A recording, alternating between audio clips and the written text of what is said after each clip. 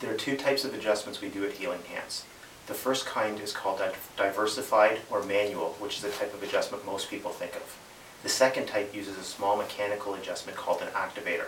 They're both equally effective, safe for anybody of any age, and we decide which one to use based on previous experience, your condition, and other factors.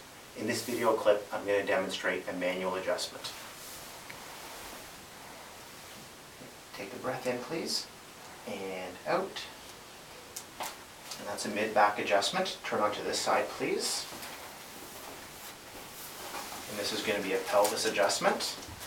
Nice and relaxed. Good. And then lie onto your back, please. Look right up at the sky. And this is a neck adjustment. Good. Thank you.